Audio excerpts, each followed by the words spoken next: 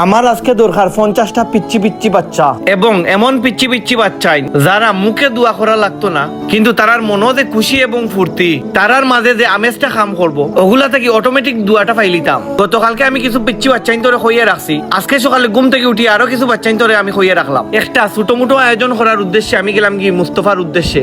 যাওয়ার পথে আমি ফাইলিলাম আমরা জব্বার বাইরে। জব্বার ভাই মারাত্মক ভাবে অসুস্থ, আপনারা সবে বাইর লাগি দোয়া করবা। আল্লাহ যদি দোয়া কবুল করেন এবং এই বান্দার প্রতি আল্লাহর যদি মায়া তাইলে হয়তো আল্লাহ তাদের শিফা দান করবা। আমার খুব প্রিয় মায়ার এক বড় ভাই, আমারও গ্রামর বাইর দুইটা চোখ নষ্ট হয়ে গেছে এবং কিডনিও ড্যামেজ, ডায়ালিসিস দেওয়া লাগে রেগুলার। জব্বার ভাইর 3 জন ফুটফুটে বাচ্চা আছেন, আল্লাহ এটলিস্ট তারার উসিল্লায় তান্ডে সুস্থতা দান হরুকা এবং নেক হায়াত দান হরুক। আমি আইলাম বিয়ানীবাজার মুস্তফা হোটেলও। মুস্তফা হোটেল কিন্তু খুব বেশি পপুলার, এক সময় ইনো রেগুলার না খাইলে না হইতো।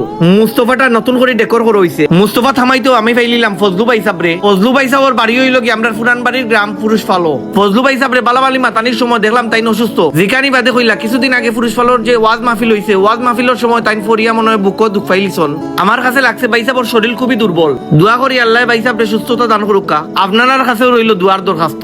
পরবর্তীতে আমি মুস্তফার কেশো 50টা 150 টাকার দামর বিফ বিরিয়ানি অর্ডার করে লইলাম এবং কইলাম ভাই আপনারা রেডি করে লাইন যেন আমি জুম্মার নামাজ পড়িয়া হইয়া যাতে রেডি পাই। জুম্মার নামাজ শেষে আমরা রেগুলার উবাই বাতি দেওয়া মসজিদের বাইরে একটু সময় সার্বিক বিষয়ের উপরে গপসপ করি। এর মাঝে আমরা সাবেক কাউন্সিলর এহসান ভাই আইসন আইয়া আমরা আলোচনার যোগ দিলা। জুম্মার নামাজ শেষে আমি মুস্তফাত না গিয়া বাড়িতে আইলাম। আইয়া দেখলাম আস্তা বাড়ি বাচ্চাইতে বড়া। আমি কইছি 50 জন বাচ্চাই নইতা টোটাল, দেখলাম টোটাল 37 জন আইসন। আমি ইন থেকে আরো 3-4 জন রে দায়িত্ব দিয়া কইলাম তুমি তাই গিয়া লইয়াও আরো 13 জন রে টান এই দায়িত্ব দিয়া। আর বাদ বাকি টান কইলাম তুমি তাই পুকুর কাটো বউ চিল্লা চিল্লি করিও না। আর আমি মুস্তফাত যাই আর গিয়া জিনিস লইয়াই। মুস্তফা থেকে আইয়া দেখলাম সব বাচ্চাইতে চিল্লা চিল্লি করা ঠিকু, কারণ বাচ্চাইতে কোনো সময় কন্ট্রোল করা যায় না। আর যেখানে 50 জন বাচ্চা ইনো আপনি তো ব্যর্থ হইবা স্বাভাবিক। তারারে লইয়া গেলাম গিয়া আমার বিল্ডিং ওর চাদর উপরে গিয়া সবরে সিরিয়ালি বইলাম। এখন আপনারা কই বিষয়টা কিতা? বিষয় হইল কি আমার এক ছোট ভাইয়ের মামা মারা গেছেন। আমার ছোট ভাইয়ে কইলা ভাই আপনি দেশও আসেন, আপনারে আমি কিছু টাকা দিয়া ও টাকাগুলা দিয়ে 50টা বাচ্চারে আপনি বিরিয়ানি খাওয়াই লিবা।